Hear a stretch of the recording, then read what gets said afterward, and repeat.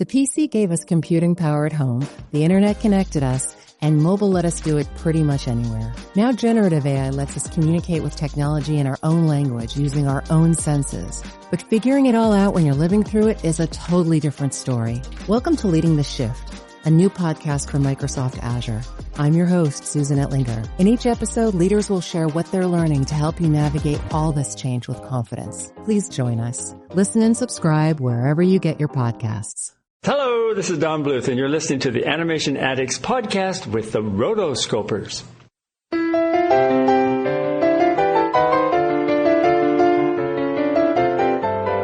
You're listening to the Animation Addicts podcast with the Rotoscopers, episode 87, Secret of NIMH. Too many J names.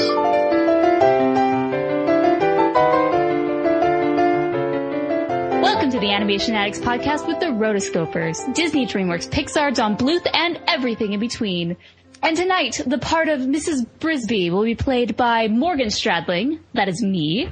The part of Jenner will be played by Mason Smith, take a bow.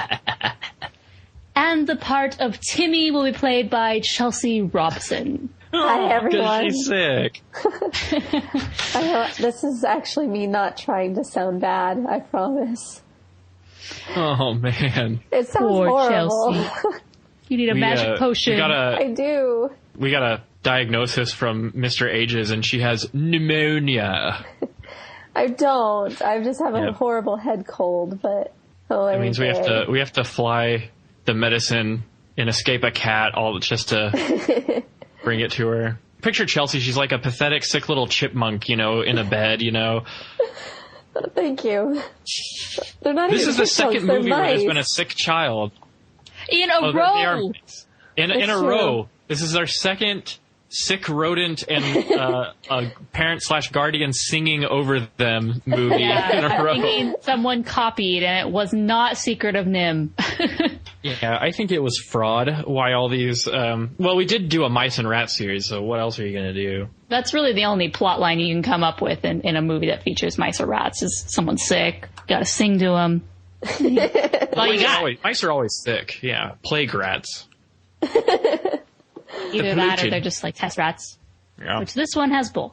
Yeah. All right, guys. So for those of you who are new to our show, the Animation Addicts podcast is a podcast all about the wonderful world of animation. Specifically, we focus on animated movies, and each episode we review a movie past or present, and we give our thoughts about it. We basically are three friends, and we get together. We love to talk about animation. We love to discuss the films. We really respect the medium in what it can do to provide and tell stories. So that's what the Animation Addicts podcast is about. And in case you haven't been able to figure it out, the movie that we are talking about is The Secret of NIMH.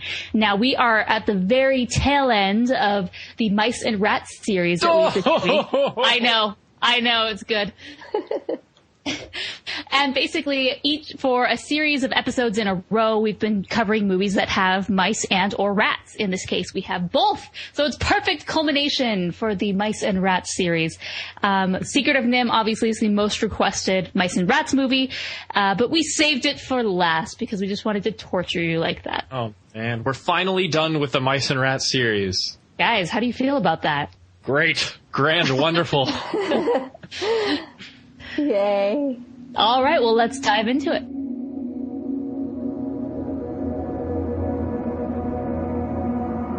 Why have you come?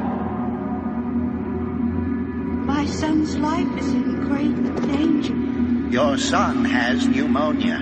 I came here to inform you that the frost is off the ground and moving day is at hand. Prepare to move your very, very odd family. The plow has come early this year. Move your family. Timothy has pneumonia. He can't even get out of bed. There is a way. Go to the rats. Dear, a man came by today from NIMH. You? Yes, you know, the National Institute of Mental Health. He was asking if we had noticed anything strange with the rats on the farm.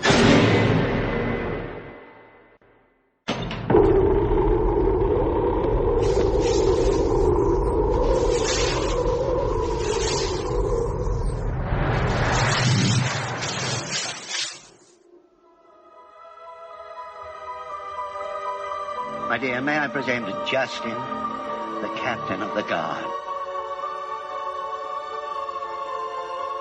It's Jenner. He's at it again. There blows an ill wind. He's before the council now. This time he's attacking Nicodemus openly. And the plan, no doubt. Nothing will come. It'll pass. Beware, boy. He's dangerous. It could be the undoing of the Ratsville. If we stay here, humans are bound to discover us. Then destroy us on the spot. I agree. He's right. We'll be killed. Not if we got them first. He means war. We'd be outnumbered. There are too many of them. Hear me. The Thorn Valley Plan is the aspiration of idiots and dreamers. Wait, my friend. I smell an opportunity. What? Maneuvers of this nature are dangerous. Accidents could happen.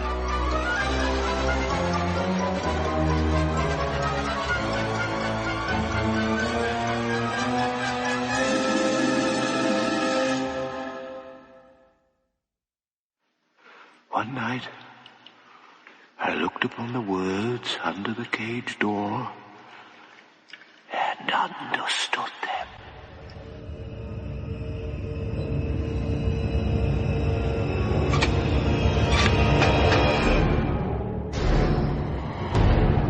I've learned this much.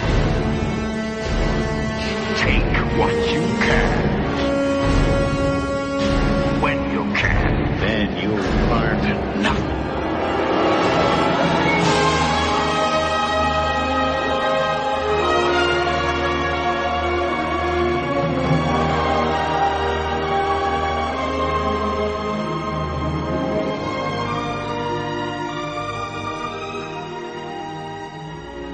We are the rats who say NIMH! NIMH! NIMH!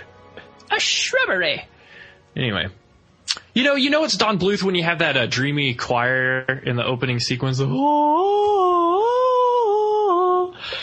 wait. I'm going back to our last Don Bluth movie. Yeah. So I just wanted to give a little bit of a shout out to the YouTube account ELO1138. I was actually online looking for different trailers to be able to put into this episode. And can I just say also, 1982, you didn't know how to make trailers at all. They all sucked. So I was looking for different fan-made trailers, and that one was probably the best one that I found. And so, shout out to ELO1138. But I can't believe this movie was rated G, honestly. Like, you're looking at all of those crazy Jenner who's... People are stabbed. The stabbing. The stabbing, the cussing. People get knives thrown into their backs. It's intense. There's naked mice running all over the place. The 80s knew what it was about. We could handle this sort of stuff as a kid. It's true. That's true. I loved this movie as a kid. I wonder if Don Bluth... Well, I know that they tried to get a PG rating because they didn't want to miss out on older kid audiences, but I wonder if they prided themselves in kind of pimping the system and and passing Secret of NIMH as a rated G movie. I wonder if they were secretly fine with that. Well, we could ask them. Were you trying to pimp the system? Say, Donnie. Really appreciate that. And he's like, I don't know. Let me ask Dom DeLuise. He'll remember. And he's like... I mean, and we're like, Dom, can you please stop wheezing and laughing? And he's like, and that's all he does for 15 minutes. And that's Dom DeLuise, everyone. Give him a hand. Yay. That's why I hire him. I love Dom. All he does is laugh and trip over himself and wheeze. Yeah, he really didn't we bring love much him for it. as a character. Do you like Jeremy at least, but a lot of his other characters, yes, they did. But Jeremy was just kind of useless. He really was. I liked Jeremy just because he was he was lively, and because everything in this movie is so serious. I mean, you have the Timmy who's sick, you have the child who's on his deathbed, and you have, she's a widow, oh my gosh, and then we learn the backstory about her husband, and then the rats are in dire straits, and, so I see why they brought him in. We need someone who's just fine. Yeah, exactly. Who, like, the biggest issue that this guy has is he doesn't have a girl. He wants a girlfriend. Boo-hoo. We're dealing with super intelligent rats here.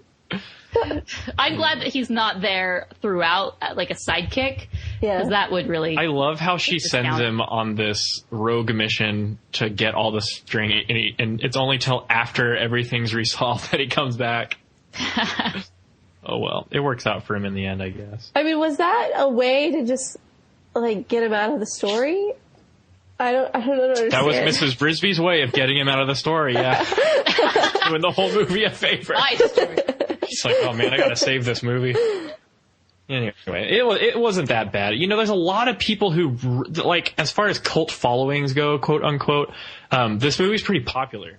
Oh yeah. I know that dude from Nostalgia Critic always says that this is his favorite animated film. Hey. Because nostalgia, I suppose. He knows what's up.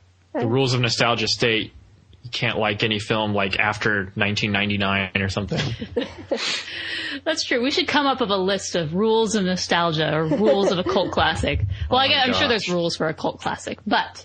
Yeah, that Don Bluth, he's always dealing with loss and death because in the very first scene we hear about, what's his name? Justin Jumper. Who's Mrs. Brisby's husband? Jonathan. There are lots of J's in this movie. There's so many J. John Jacob Jingleheimer Jenner, Schmidt. Jonathan. And then Timmy, which you could confuse as Jimmy. Jimmy! No. Oh, not that. And then there's Jeremy. Oh yeah, and then Jeremy. Lots of J's. Yep. What's the 80s? But it's kind of an ominous, mysterious opening. What with Nicodemus? Yes, because I like it because it doesn't just lay it out like there was a magic kingdom or once upon a time on a farm and her husband died. It leaves you wondering, who is this guy? What is this guy? What's this all about? Does he have arthritis? What's the situation? And was that really important to you? Yeah, I was concerned. Don Bluth has a thing with like knobbly fingers and hands. He does. And it's just like one of the... Like, it's a Don Bluth dazzle sort of thing, you know? We talk about, like, the staples that Don Bluth has in each one of his movies. He has to have the dazzle, he has to have Dom DeLuise, and he has to have someone with knobbly hands. Someone has to die. And somebody has to die, yes. I think that opening was probably one of the best writing in any of his movies. Because it really does leave you feeling like, what is going on? And then all that dazzle, speaking of... That dazzle. There was a lot of it. And then I love how he puts the quill on the paper and it just kind of like writes so freely and it's just cool. The imagery was so fantastic in this. Mm-hmm. Yeah. So this was right after his split from Disney, and he took about 20 Disney animators that they called the what do they call them? The defectors, Traders. Disney defectors. Yeah, and I don't know. I feel like from the get-go they knew they would be compared to Disney. One, they did this whole thing under budget, like way under budget from what a Disney production was. But they still didn't take shortcuts. Like they didn't do any limited animation. They didn't do any, like you saw on TV. They didn't do any heavy rotoscoping, like Bakshi level. Yeah. And even stuff like My Dogs Go to Heaven and stuff like that. At this point in time, we had seen what Bakshi could do with rotoscoping, and I think they and most animators at the time went, ugh. Not even Don Bluth wanted a part of it. Yeah.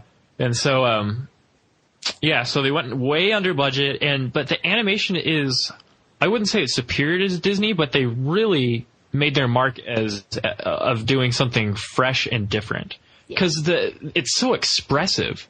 And I don't know if that was just Don Bluth's like direction or if it was just like the freedom that the animators had to really explore emotion and drama in these characters. But I was really getting into the characters just because of how this crazy life that they had. They do a really good job of like making you care about these characters and their backstories. Like, yes, they're mice, but there's so much more to them. And then she goes and sees Mr. Ages, and that whole sequence between her and him, it's a perfect exposition for what we can like the atmosphere of the film, because this isn't some like happy-go-lucky. Thor's like, brother. Anyway, this isn't some like namby-pamby utopia where all the rodents are getting along. You know, not like Once Upon a Forest. You know, people have their own interests apart from what everyone else wants that it needs to accomplish, and it's kind of one of those hard facts of life. Oh, this is private healthcare, you know. Your doctor may or may not really want to see you, but you know that you can get the medicine that will cure your kid. So you just kind of have to work with it. But anyway, Mr. Ages, he's reluctant to help her. He's like, I've got better things to do. So, you know, out with it, woman, you know. Well, it's crazy. And you also get a good portrait of Mrs. Brisby. Yeah, you really do. Actually, the moment that sticks in my head the most is right when she comes in and she's like, Mr. Ages! Mr. Ages! Like that, I don't know, that sound bite is in my head. Like that's one of those things that I always remember. And just like all the little details of when she like goes down the hole and when she's talking to Mr. Ages, and you know, you don't realize how much of a history that he should have with this woman, but he doesn't. It's kind of odd when you think about it. Like, for example, you find out later that her husband was, you know, part of this secret society of, you know, mutated mice and rats, and you would think that Mr. Ages would be better friends with her considering the tight-knit relationship that they had together, but it was just more of like, fine, I'll help you, I'm sorry about your husband, whatever. And it's that's also kind of a Don Bluth trademark of like, you know, life is tough kind of thing. Yeah. Deal with it, you know. So yeah, that's a cool sequence. I like the writing there. I like that you can really get some soul and some you know, conflict in the characters and stuff. Because, you know, Mr. Ages is like, he's like this bustling you know, intellectual type who like really can't be bothered with like normal things. Like he probably wants to help, but he still gets frustrated that he has to, and that he has to devote his time to things like that instead of, you know, the plans. The plans. Well, we don't know who he's really aligned with either at this point in time. We just think that he's just somebody that she should know, like Chelsea says, and, you know, he has other things that he's working on, which we will learn later, which was what I love about this movie. There's just like these things that are presented and they're kind of mysterious. They get you thinking, and then, you know. What happened to your leg? Don't worry about it. It's none of your concern. It's like, okay. Yeah. Pneumonia. But I love Mrs. Brisby. I think she's an awesome protagonist. Yeah. Numero uno reason is Elizabeth Hartman. Like, as a voice actor, she put some real, like, soul into the character. And I don't know, I think when it really comes down to it, I like Mrs. Brisby because she's not a superhero. Like, she's not a reluctant hero either, which makes her even more interesting. She's very brave and very courageous, and she'll do anything to help her children, but at the same time, she's extremely vulnerable. Yeah. Like, she is genuinely scared and terrified of everything that's happening to her, and yet she still presses on to accomplish her goals. And that's an extremely admirable trait. You know, and at the same time, she's really kind. She doesn't hesitate to help others who are in need. But it's not like she pretends to be anything special. There's no, like, moment where she's like, he's right, I am the chosen one, you know? Except at the end when she has, you know, the magical amulet. That's at the very end. When she turns into Super Saiyan, Mrs. Brisby. That's the one part where I was like, yeah, I will talk about that later, but that was the one part where I was not quite sure. Okay. Yeah. But for the most part, she's normal. There's nothing mysterious or, you know, whimsical about her. She's lives in the real world. Yeah, she's like an every woman who's like thrust into these situations, and she does her very best. And there's some moments where she's like extremely brave, like when she like jumps on the tractor to stop it herself, you know. But at the same time, in that same sequence, you look at her face and she's like really frightened to be on that giant tractor, but she's got to do it anyway to save her kids. Mm-hmm. I also look at it like she is. Yes, she's vulnerable. Yes, she's brave. But she's also very smart. Yeah. The fact that she figures out, how to get out of the cage on her own. She figures out all of these different things. It's like, if she had been one of the mice of NIMH, she would have been like probably the smartest of them all, honestly. Like, she just was very adequate, you know, and very capable. And this is just me, like, thinking of, like, actual relationships. Normally, when you pair off with somebody, it's because you see yourself as their equal, if nothing else. You know, somebody that you could, on some level, have the same relation, like, have an equality, you know? And I feel like, as cool as Jonathan, you know, it seems to be, he picked a good one, you know? It was like, yeah, she's probably the closest that could have come to him, you know, considering how he was, like, super mouse and could read and could, you know, comprehend all of these things. So, well, I wonder if he had the NIMH intellect before he met her and married her. I think he wasn't, and I think he got kind of caught up into that NIMH project. Maybe. And then he died, and that's how she found out. I guess the book would provide answers, possibly. Oh, the book.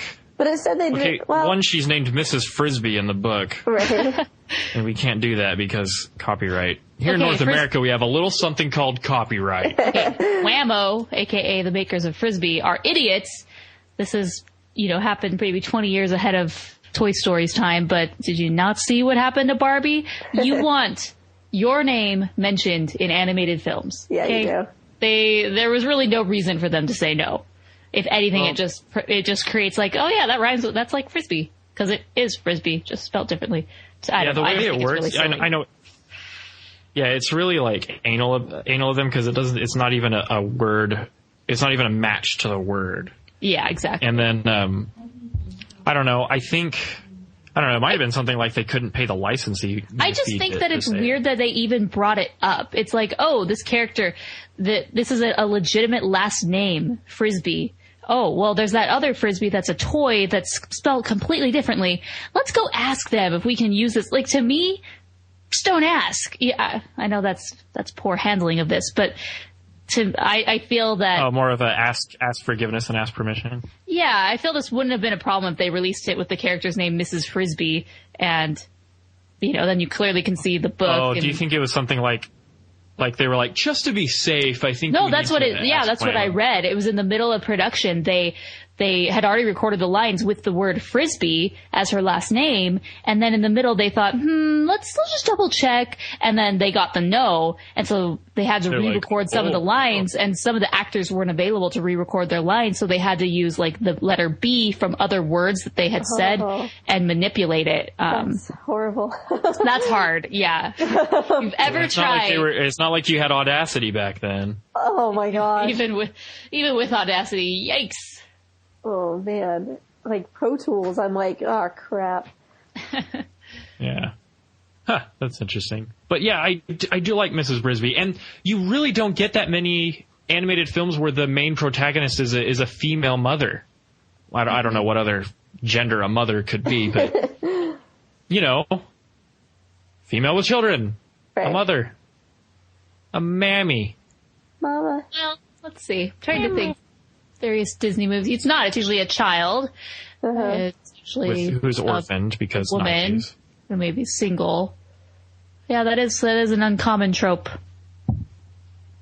which doesn't make it a trope. Well, yeah, like, would that make it a trope? It's like an anti-trope.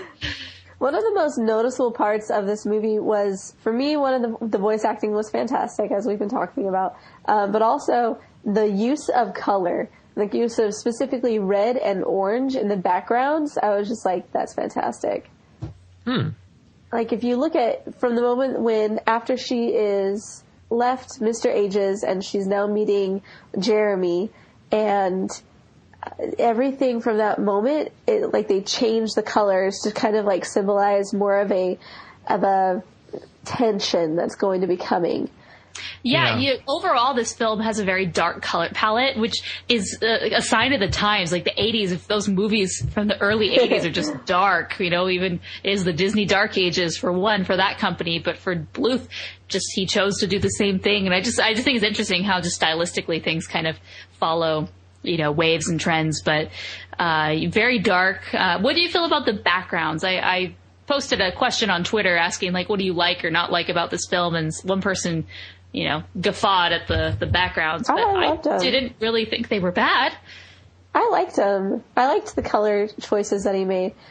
Did you watch this movie with the commentary, Morgan?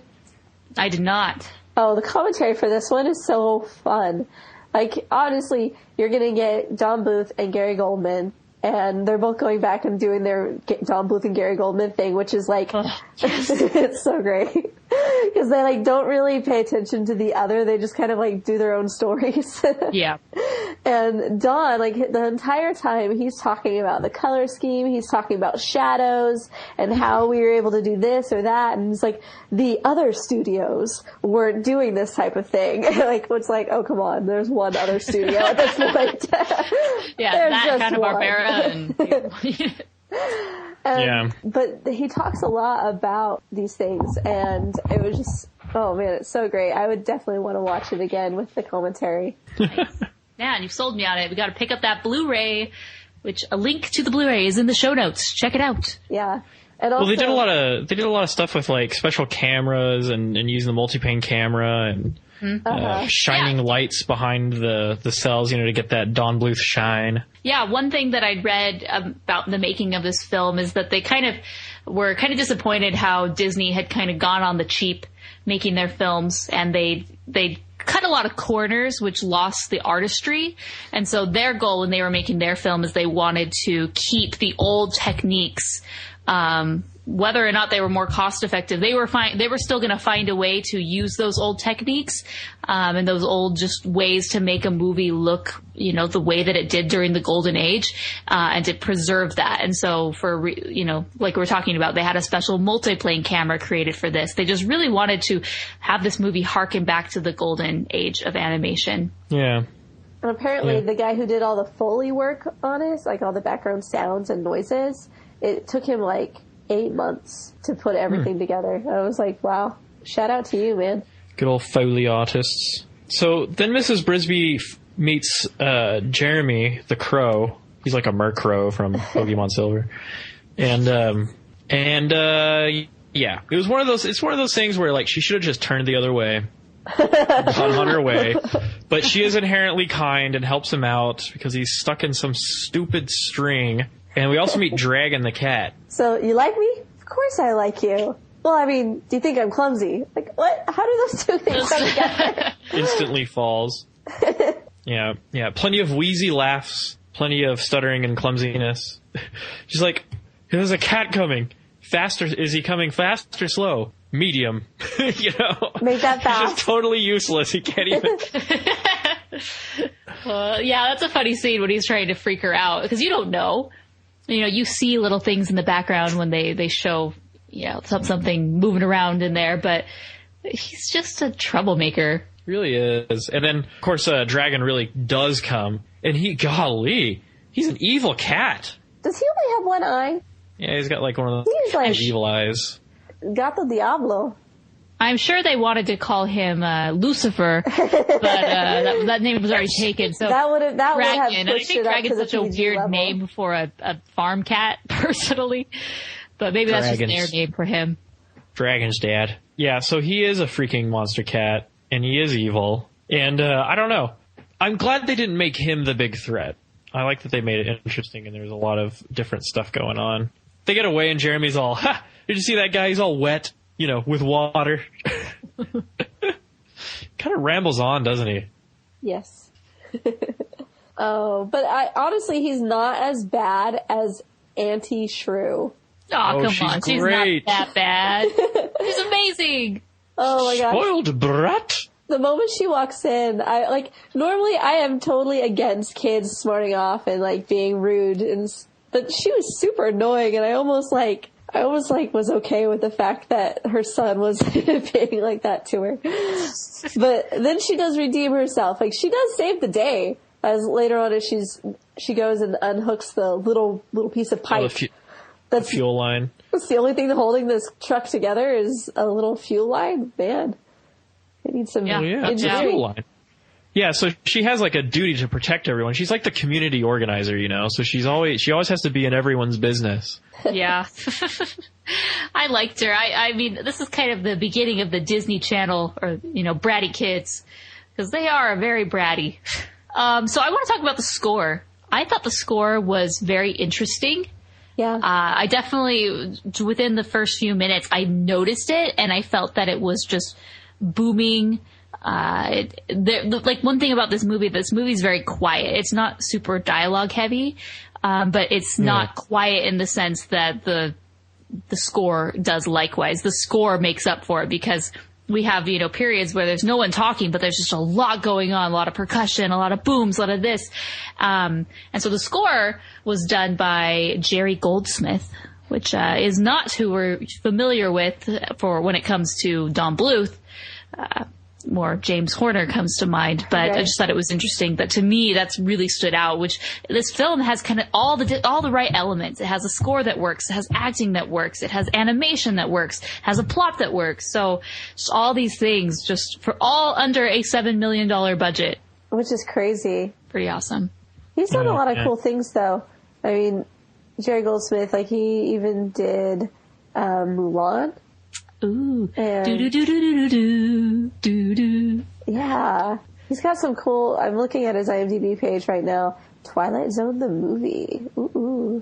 Ooh, that gremlin. So, I mean, he's got some good stuff on here. Check him out sometime. So, he does a lot of Star Trek. All the Star Trek from the 80s consistent and 90s. Work. It's true. Yeah, so we get the sick child thing again. And like we said earlier, it's like, what the heck, Once Upon a Forest? And I wonder why they did that. I didn't even connect the two when we were reviewing Once Upon a Forest.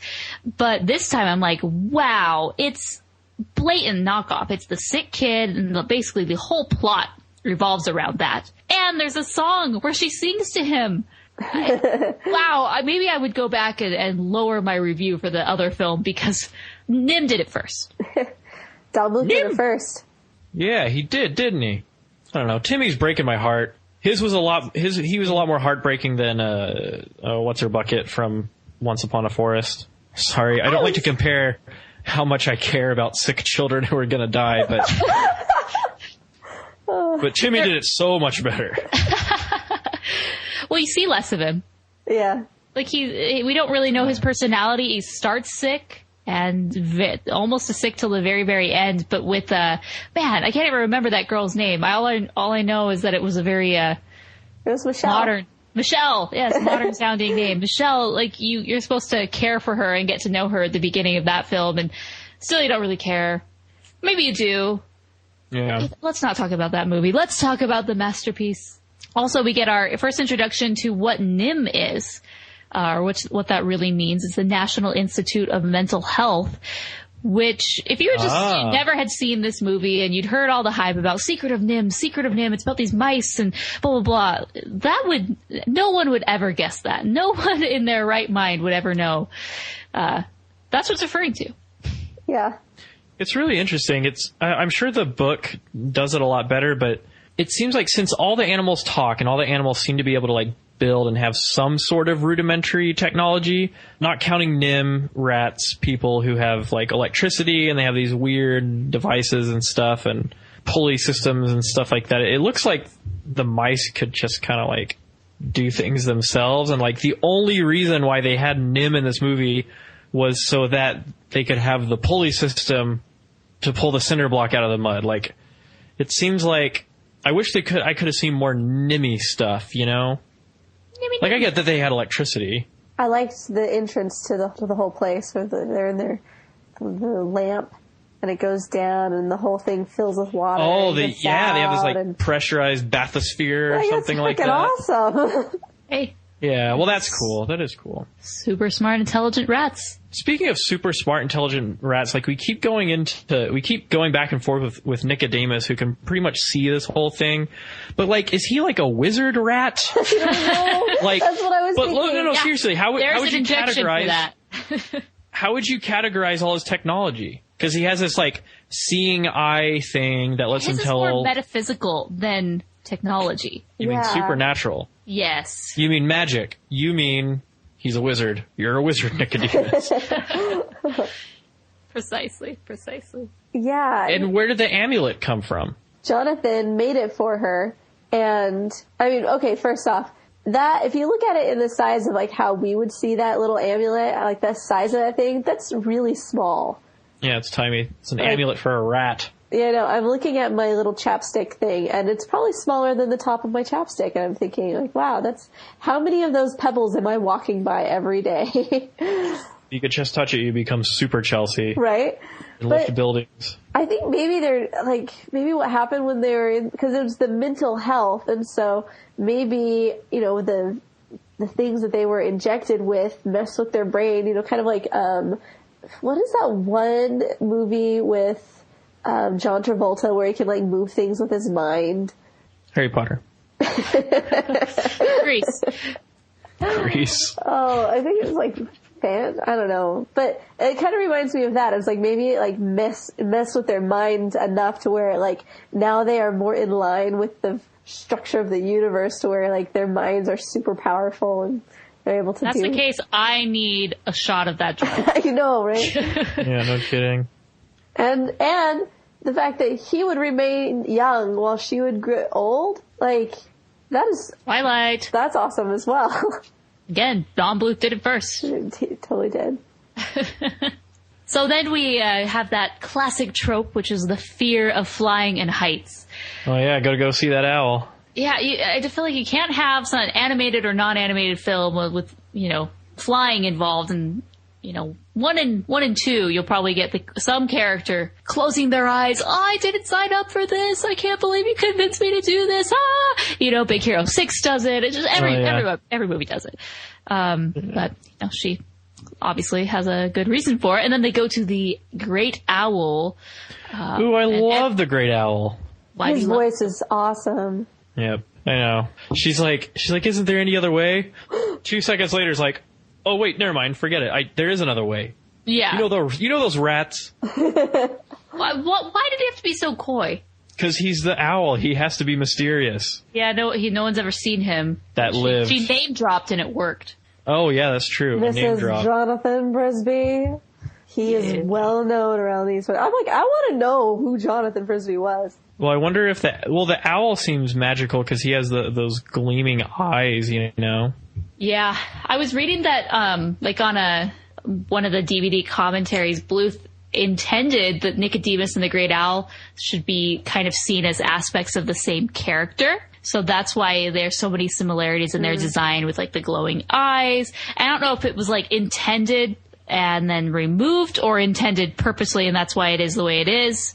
Did you see those as being the same character? Well, that makes sense now that they could be part of this forest Illuminati. But but something I see in these Don Bluth productions is, like I said before, like how expressive the character designs are. And I say character designs because like stuff like that has to start with the drawings of the character.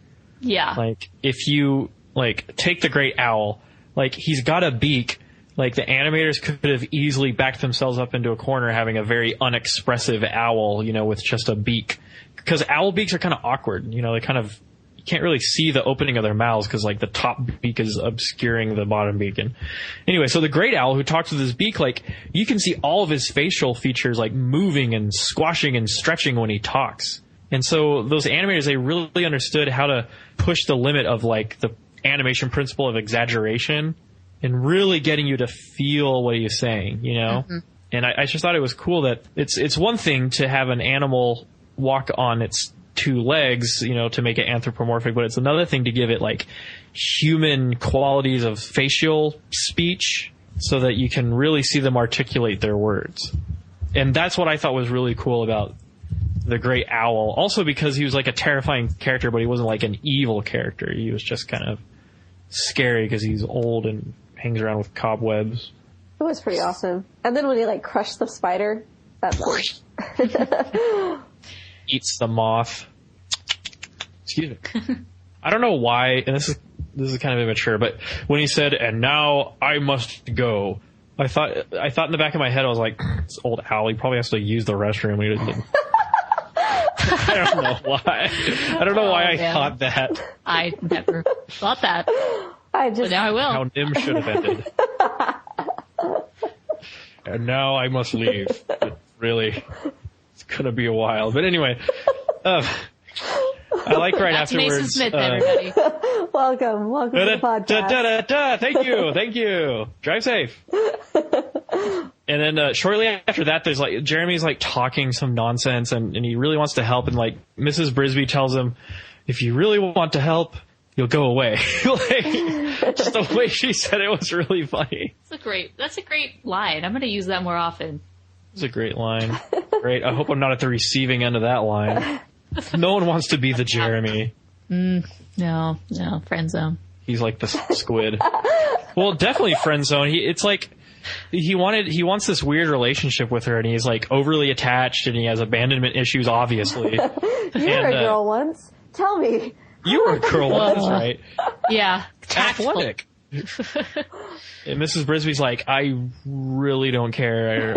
I've got more important things to do. That's another great, strong quality of Mrs. Brisby is focus. Yeah.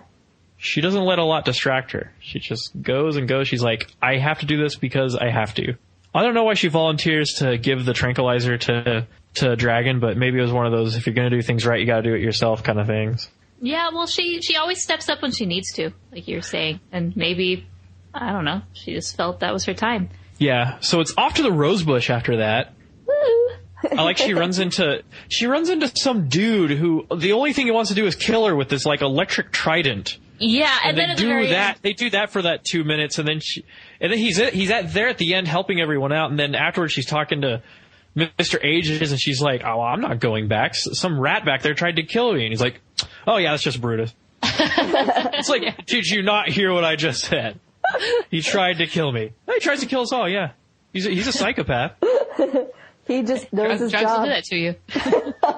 Of course, his name is Brutus. He's like that really buff rat on Ratatouille. You know, the muscle. Oh, yeah. Oh, that one's great. And then she's talking with Mr. Ages, who mysteriously is in cahoots with the rats, and she's like, yeah, I went and saw the owl. And he's like, the owl? You saw the owl? No one's seen the owl. I mean, what owl? She's like, yes, I saw the owl. The owl? Yes, I saw him. The owl? You saw the owl? All right, already. Like, we know it's a big deal if someone saw the owl. Move on with your life, Mr. Ages. Mr. Ages has been spending way too much time in his laboratory, and so he's only ever heard of these people. And he's just the one, like, putting everything together. But I'm sure Jonathan, I'm sure Jonathan was actually out there networking and meeting all these people. And so Mr. Ages, he's like, I've never seen these people. Why? Mr. Ages is just, he's like the guy that Jeremy says, he's like, some of us take ourselves way too seriously. And Mr. Ages is one of those guys. Like, he's very grave. He doesn't have a sense of humor, you know, and he's got this purpose that he wants to pursue. And it's neither an admirable nor a really bad quality, I suppose. And then enter Justin. Justin. Oh, that's right. Yeah, Justin. Apparently you weren't as moved by him as us. No, I was immune to his... Yeah. I've either been calling Justin Jeremy or Jenner this whole time, but yeah, Justin. Too many J's. That's what I'm telling you. They need to find some other letters. That's what the subtitle of this episode is going to be. Too many J's. Yeah, he's cool. I'm really glad that they didn't push or like pursue the like opportunity for a love interest between Mrs. Brisby, because I mean, she did just become widowed like a week ago. So I understand that, but at the same time, watching this movie growing up, I always wanted there to be one. Yeah, that's interesting. I think if they did a proper sequel to this film, not Timmy to the Rescue, I would have liked to see a Mrs. Brisby Justin romance. But yeah, you got to give it time, and he knew that, you know. Just give it a while. But then again, you're thinking, she's a mouse and he's a rat. They're from two different worlds. They're from two different worlds. Okay, then we meet Jenner. She is a widow. Jenner at the same time. Yes, okay, so Jenner. Parts of Jenner will be played by Mason Smith. Was he a good villain to you guys? He was a weak Ratigan. Yeah. Oh yeah, Ratigan could kick his butt. He was okay, I guess. I like his animation just like all the other characters. One thing I noticed when he was kind of giving his speech about how they should stay and how Nicodemus is dumb, He's very expressive, and his cape is so flowy, you know. That's one thing I was going to say. I love his swooshes cape. and it kind of settles down, you know. That's good animation. He has good wardrobe. I mean, that's what happens. You get intelligent, and suddenly you say, I want fabulous clothes. Yep. So he did. Mm-hmm. But yeah, Jenner, he's okay. He's like a mediocre bad guy. Apparently the voice actor that voiced him, they went back and he re-recorded all his lines after seeing what his character would look like actually animated. Oh. I don't know, maybe he sounded more like Vincent Price, or maybe he was like, the Brainiac Rat! He! Yes! NIMH mine! NIMH all mine! That was probably how he sounded. It seems legit. Oh, plus he has a curvy, twisted sword. Just like Jafar has that curvy, twisted knife. That's a dead giveaway right there. Yeah, whoever has the squiggle sword is not good. Sword. Obviously. That's Morgan terms for you. Evil. There were things that I liked about him. First off, I liked that this almost went into kind of like a political realm. Not necessarily, but I mean, it had the feel of one. Like, you know, everybody's up and, like, he's the one speaking, and they're all having this big old conference, and everyone's like, here. It almost reminded me of, like, seeing, like, different movies when they talk about, like, the House of Representatives and things like that. But not even here, but I'm thinking more like in like Britain. The Parliament out in England. Yeah, in Parliament. How they're a lot more vocal than who we are. One thing I really liked is I liked the children. And even though the children were kind of direct knockoffs of the kids from Robin Hood, they were just so cute. Yeah. I love their designs. I love the giant bow in the girl mouse's hair. They all had their personalities, too. Mm-hmm. I couldn't tell you their names, but... Yeah. Yeah, and they totally saved Jeremy from the clutches of Auntie Shrew, who pretty much just wants to tie him up and throw him in the river. You know, one thing I didn't really understand, though, is when Nicodemus is talking to her and they're having this little, you know, chat, when he tells her, like, I didn't understand why they couldn't tell her about Nim in the first place. Because he makes a comment, he's like, you would have grown old while he would remain young. And I'm like thinking, wouldn't that be more of a reason to tell you? Why am I getting old and you're staying young? Like, there's a difference here between us. And I felt it was really weird. And then, why didn't somebody actually tell her that her husband died? Like, they basically just left her to assume, because in the very beginning, like, he's like, Jonathan, wherever you are, which first off, you're contemplating, like, the afterlife. Awesome. Jonathan, wherever you are, your thoughts must comfort her tonight. She will be waiting for you and you will not return. Farewell, my friend. And, like, how mean. You just don't even tell her that, oh, sorry, your husband died. Can't tell you how or anything, but, you know, he's not coming home. And then everybody... Yeah. And then everybody just knows that he's dead. Hey, there were only guys in the secret society, I'm telling you. No, that's true. No, this like is the Masons, men's work. The Freemasons. But mice and rats. Yeah, I get a free pass to those guys. Just 'cause of my name. Lucky. Yeah, it's nothing you haven't seen before. But anyway, so yeah, Secret Rat Society, they couldn't tell her. Maybe they had like a vow of secrecy that they, you know, the forest public was not ready for NIM, you know. To me, it's still really weird about the timing of Jonathan's demise. Like, when did he die? That morning? It's very unclear. Yeah, they don't tell you when he died. That morning when she's looking for Mr. Ages, or what? Has this been weeks or months, or I don't know. But anyway, I do like the part where there's this like disagreement with Jenner and then Justin and their people who have the plan.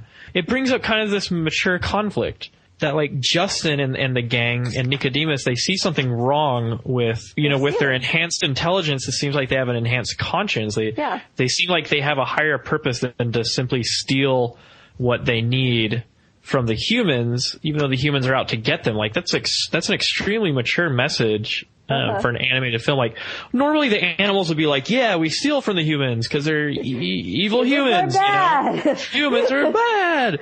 They throw bottles on the ground. It's not natural. Yeah, it's not natural. But Jenner, on the other hand, he seems to have devolved as far as his conscience goes, and he is totally fine with with staying in the rose bush and continuing to steal from the humans. And so it sets up this really interesting conflict, and I think it was, I don't know, I think it was in the book, because in the book they made Jenner out to be just a defector or like an opposing viewpoint rather than a straight up villain who wants to kill everyone. And Jenner's such a bad guy. He can't even get his one henchman to stick with him and do his plot. I mean, more power to his henchman, but man, I mean, good way to go taking the high road, you know? Right. Mm-hmm. I really like that they put that as the main conflict, because, I mean, it could have been Dragon. It could have been, the plow. It could have been, but I mean, all of these things are just kind of like there, but the main problem that she's got to overcome is within themselves. I think that's really, really mature and great writing. Loved it. Yeah, it's kind of this theme of like, what do you do with your genius? Because these rats are genius now because they can basically do electrical engineering and all this other stuff, but they still hold on to ethics. And I think that's part of true intelligence, is understanding that you have an ethical responsibility. But I think it was pretty brutal how he wanted to kill Nicodemus. Also, it's kind of lame, because he's like, once I kill Nicodemus, everyone will just agree with me, you know?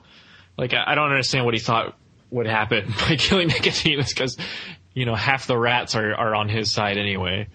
So, finally, when she gets here, they reveal what happened. And so we get this, flashback, I guess, or this telling of the story of what happened to the rats. And I just loved how, like, in the actual transformation after the rats had been injected, it was just so visual, just the way that they were able to depict this.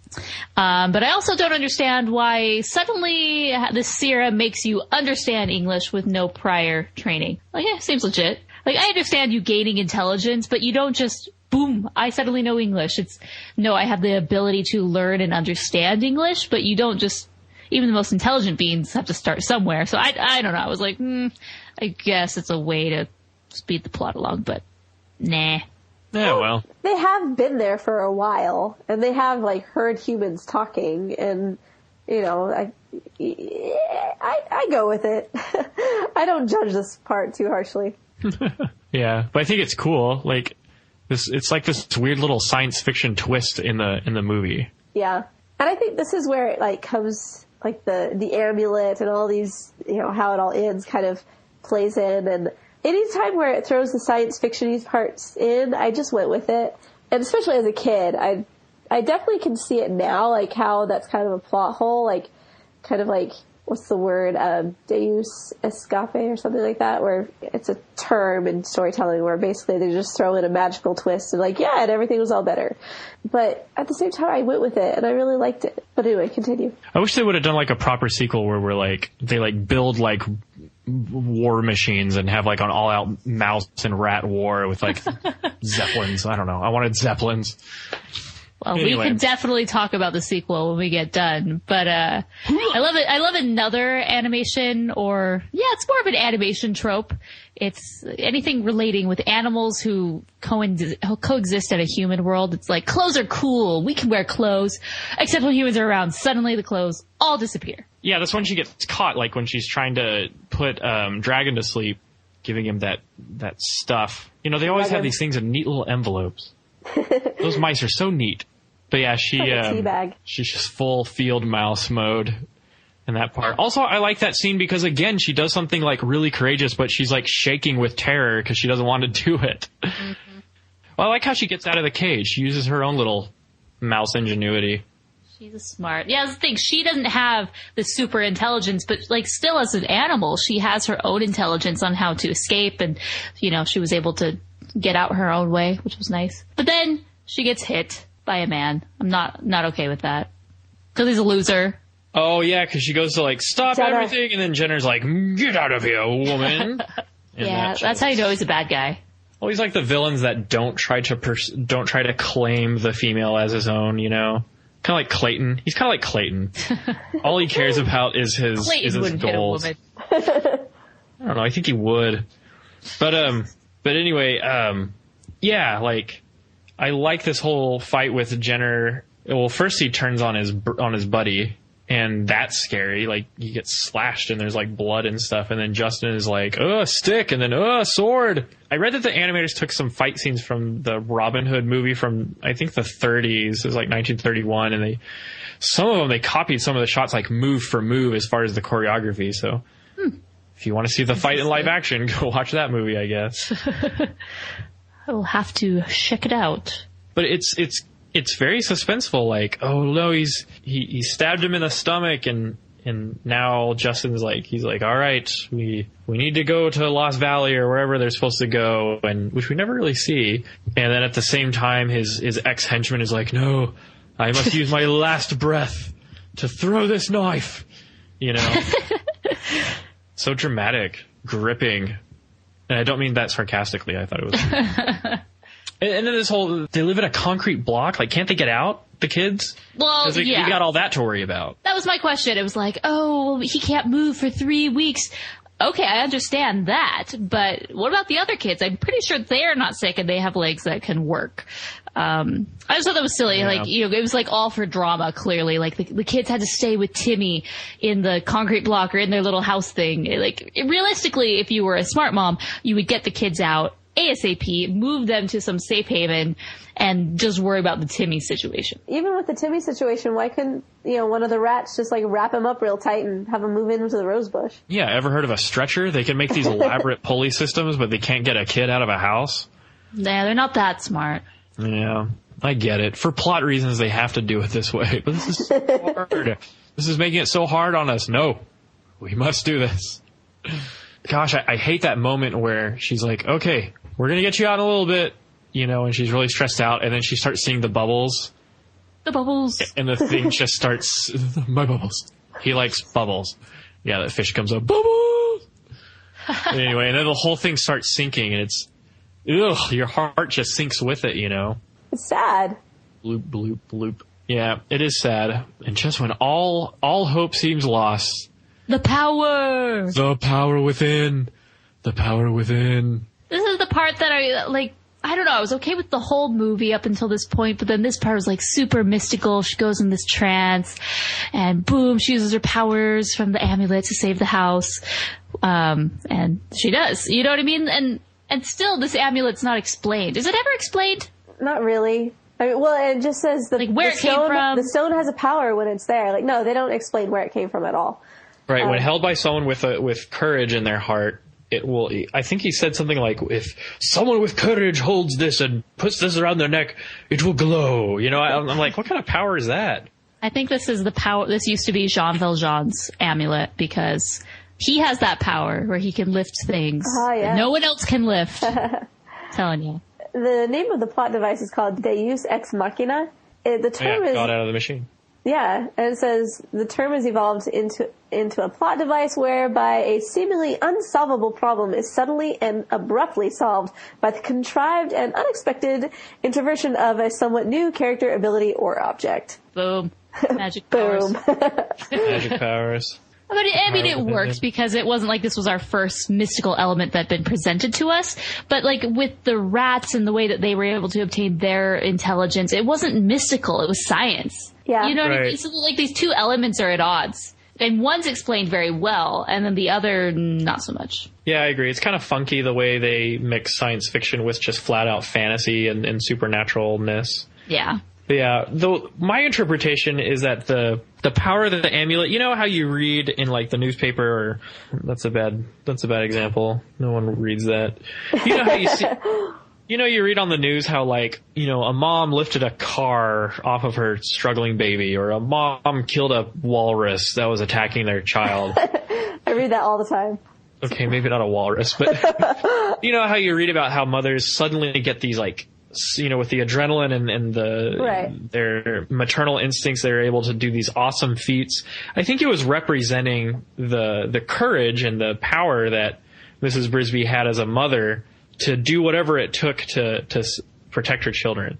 And so maybe the whole thing was a hallucination, and she turned into like Hulk rat and just lifted the concrete cylinder like the Tasmanian devil, you know.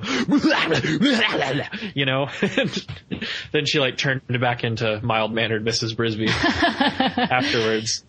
You know, and then she walks away and she's like, that's my secret. I'm always angry. But anyway, little Avengers in there.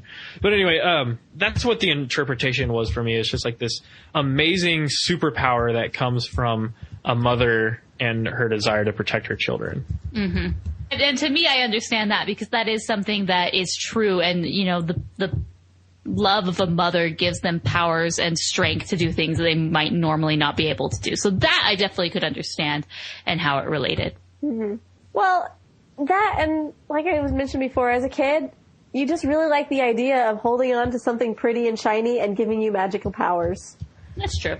And I sometimes remember, you just gotta hold on to that shiny. I remember we had somehow I found this like little gemstone thing. I think it actually came from my Aladdin, the Cave of Wonders set. It had this little gem thing in it that you would hook onto the monkey hands. And anyway. Oh, cool. It was an awesome toy. But I had this thing and I kept it in my pocket a lot of times. I would like hold on to it thinking, it's like, if I hold on tight, then my powers will like move everything. This one, I was a weird kid. Oh. Yeah, and why does Jeremy want that thing so bad? He's like totally hypnotized by it when he first sees it. It's a sparkly. It's like, ooh, the sparkly. Girls love sparklies. Let me have it, you know. That's why. That's the only thing he's got. He's got to get something that's outside of him. It's like the One Ring. It has a power of persuasion. So I guess the amulet really did burn her hands. Like that's kind of a weird thing. Oh yeah, because she was. It's like a jewel that lights on fire. Yeah. I guess that's how it like stops the wussies from holding it and abusing its power. Like you got to be hardcore to wield the power of this amulet. Yeah, and then everything kind of gets tied together at the end, and even Jeremy, the screw up of the film, gets a female bird who's apparently just as giggly and just as goofy as he is. She's even got that 80s hairdo. Yeah. I mean, was that necessary to tie up that storyline? Like, why couldn't he just have been a character introduced at the beginning just to be a goofball? But why did he need a resolution? It was a good way to, like, bring it together as like a happy ending. Yay, somebody gets love. Someone hooks up in this movie. I mean, like you said, you can't have Justin and Mrs. Brisby together, so it's like, okay, somebody's got to have some type of a happy ending, I think. But he's so hunky, he should have been able to. He should have been, I know. He's a good guy, but now he's the leader. Give it time. Yeah, maybe in one of the books they did. He's a leader of an all-male society. That sucks. Yeah, that's gonna die out soon. And then we launch into this kind of folksy, funky song at the end. Yeah. It's very reminiscent of the time period, 70s, 80s. Like, that's very Watership Down. So, yeah. Okay, so tell us about the crappy sequel, because I didn't bother to see it. Well, I've never seen it. I mean, none of us have seen better it. than that. Okay, good. I thought maybe one of you would. Well, you know how some of us have those movies that we grew up with, and so we love them by default, you know? Right. The Secret of NIMH 2, Timmy to the Rescue, is not one of those. Brother. Like, they took out the strong heroine, you know, in Mrs. Brisby and put in Timmy. They threw in the trope. All right, so what would you... I had a listener Twitter question, so I want to read it real quick. I basically said, what makes The Secret of NIMH so great or not so great for you? And these were the answers that we got. From Marlo Meekins, she says, the story is great. It's legitimately scary / dark. And she also says, the backgrounds are expletive, though. Jordan Petrie says, the character of Mrs. B or Frisbee, such a supportive and memorable character. Extra points for the song Fly Dreams. Molly Daly says, the fact that they had to change all the lines with Mrs. Brisby's name because of Frisbee. That's why she likes it so much. August Macias says, it has the best female character. Mrs. Brisby is willing to go to danger no matter how scared for the safety of her kids.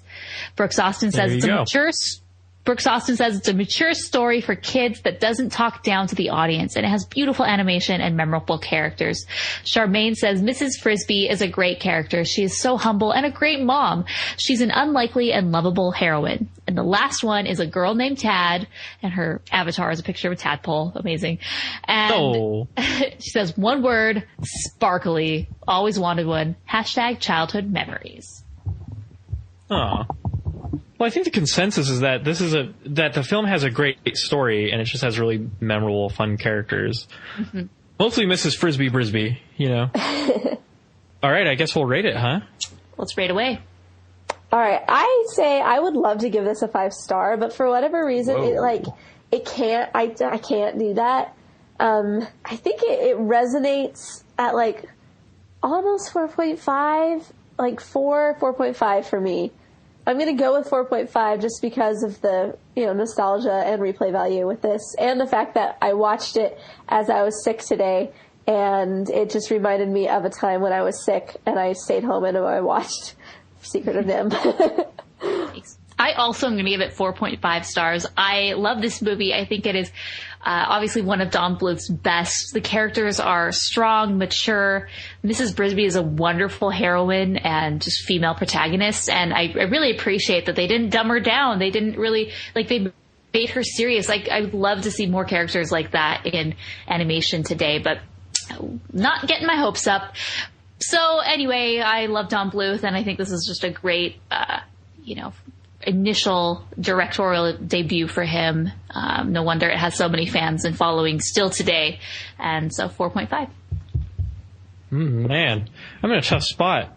I think I'll give it 4 stars. It's not my favorite 2D animated film. I don't think it's on the level of something like Lion King or Prince of Egypt, but it's still really good. And like Morgan said, I agree that yes, I think it's the best Don Bluth film. Yeah, I could say that. It is the best Don Bluth film. And, but the animation is where it really, really shines. Like, it just achieved, quality animation while still deviating from kind of the Disney formula of the day. And I wonder if Don Bluth would have left Disney if the Renaissance had happened earlier. If they got past all the Xerox, and all the scratchy lines and all the cheapness, and were really able to make, the Eisner age, like those giant blockbuster Disney Renaissance films, if he would have left anyway. I don't know. We could ask him, I suppose. Say, Donnie. Yeah. But anyway, that's my strange philosophical animation question for today. But yeah, 4 stars. I think it's a really, really good film, and they could have cut some stuff out, and there's some weird technical stuff that happened. But yeah, I enjoyed it a lot. It's a really good film. Awesome.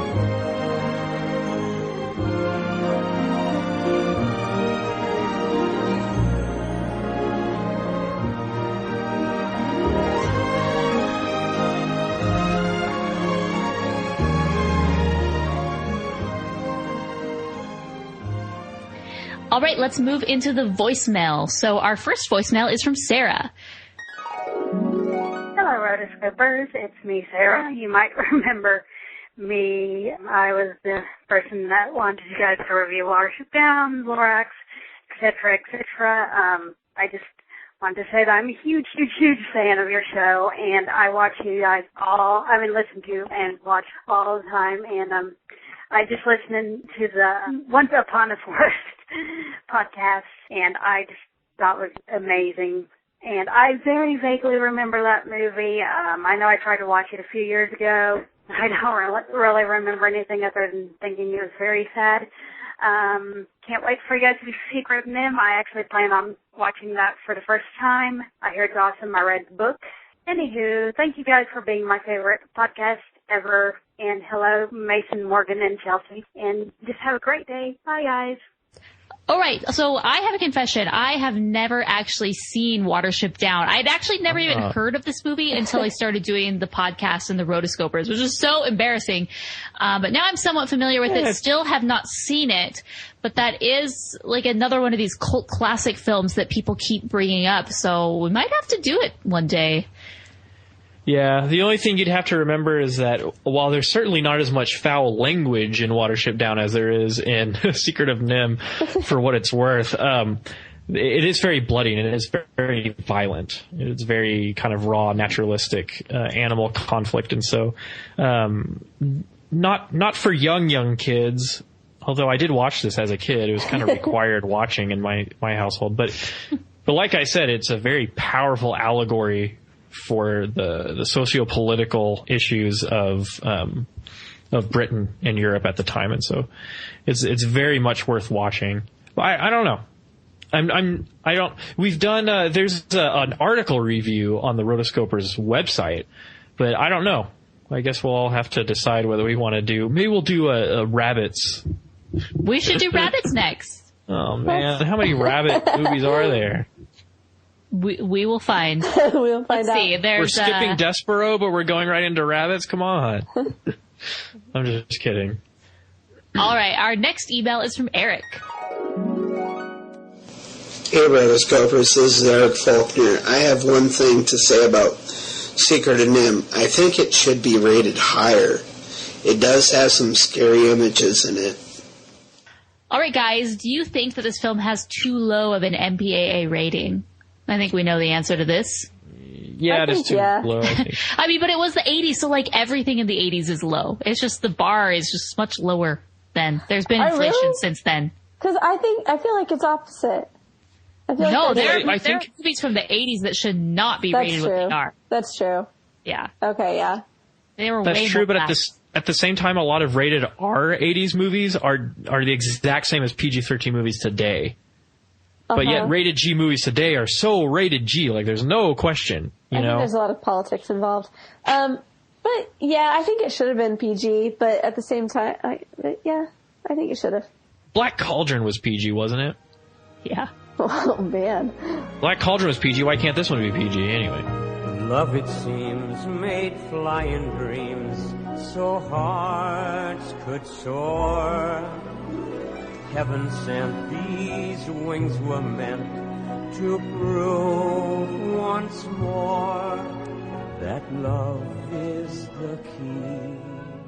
All right, guys, that is all we have for this episode. Thank you so much for listening. When you're talking about this episode on social media, use the hashtag AnimAddicts87, and just talking about the show in general, hashtag AnimAddicts. For show notes, go to rotoscopers.com/87. That's where you can find all the links, all the Amazon links to, purchase the movie, to purchase the soundtrack. All the things that we've talked about will be linked there for your convenience, so check it out. You can also subscribe to us on iTunes, Stitcher Radio. We'd love it when you leave us reviews on iTunes. We were just featured in iTunes today, the day that we recorded, and I think we'll be there all week. So on the front page of the iTunes podcast page, you see the Rotoscopers' beautiful logo, and it's so exciting. We've kind of made it, guys. Woohoo! They've acknowledged us. We're popular.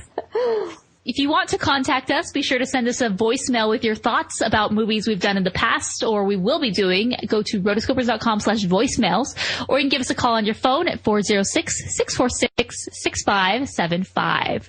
Like I mentioned, we have some affiliate sponsors that you can use. We love it when you use you use our Amazon affiliate link for your Amazon shopping. We get a little percentage that helps support the show. So keep using your link, save it to your toolbar. Seriously, it's so easy. Do it. Also, don't forget the Rotoscopers store, rotoscopers.com/store. That's where you can find your Roto shirts. We still have a few left, and people have been purchasing them a lot recently. So thank you so much, those that have purchased it. And if you do have a shirt, be sure to tag at hashtag RotoShirt on Instagram, and that's one way that you can get featured on our front page of our website. It'll automatically take all the photos from that hashtag and pump it onto our main page. So pretty cool. So guys, we are done with Mice and Rats. What is going to be our next series? Are we going to take a break and just do a random movie, or are we going into a series? I vote we do a random movie. Or do you have a random movie in mind? Well, the next episode, we are wanting to do the episode on story from the book Creativity Inc. Creativity Incorporated, yeah. Yes, and so we're trying to get people to call in for that. if you are in the industry and you are a creator and you have something to weigh in on this book, please send us a voicemail at rotoscopers.com/voicemails. Let us know, one, if when you find out that something in story is not working, what do you do? What are the principles that you follow to be able to fix it? And if you want to give us some examples of things that you've done, let us know. So what is a movie where the story wasn't working and they tweaked it and now it does work? Toy Story. We already did that. We can't do that. What about Toy Story 3? Nah, that one was golden from the beginning, I'm sure. Toy Story 4. How about that one? Oh. Let us know. Yeah, so until next time. Hey, but wait. This is our 3-year anniversary, guys. Really? Yeah. Oh, February 8th was our 3-year anniversary. Holy cow. Anniversary Rotoscopers. Okay, that's all. Until next time. We are the Rotoscopers.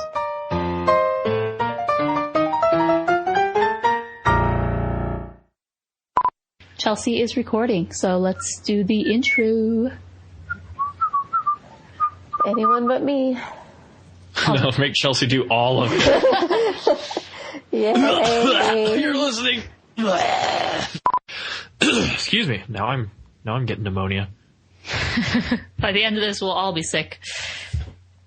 First off, I want to say, was that trailer intense or what? None of us saw the trailer. Well, the trailer that I'm going to put in there, just say it was. Yes, it was. Yes, the trailer was intense. Oh, man. Yes, and. Delay. Oh, no. I was just interrupting you that time. Sorry.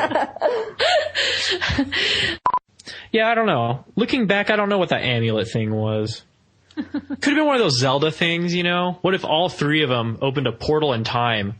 That's what I was saying. I was saying, okay, like, this is totally like, in Big Hero 6, you know how Fred is talking about the Emerald Amulet. So there's the Emerald one. This is like an animation theory. It's kind of like a Disney theory, but it ties all the animated movies together. So there's Fred's amulet, which is emerald. There's Mrs. Brisby's red amulet, which is a ruby. And then there's a sapphire amulet somewhere out there. And the 3 of them combined open up a magic portal, like you said, which is the way that you open the time vortex. This is how it all works out. Now we gotta find a movie with a sapphire. Like it for emerald. Well, I like the time vortex. Yeah, you know, gotta tie it. We might want to look at Aristocats because Thomas O'Malley says that Duchess's eyes are like sapphires. So that's obviously an Easter egg that ties this whole thing together. It's also like never mind, scratch that. Consider it scratched. We should bring Mr. Ages in here. She has pneumonia. So just don't talk unless you have to. Right. Only when you have a really impactful thing. Mason, do it since Chelsea is sick. She's not allowed. I'm done.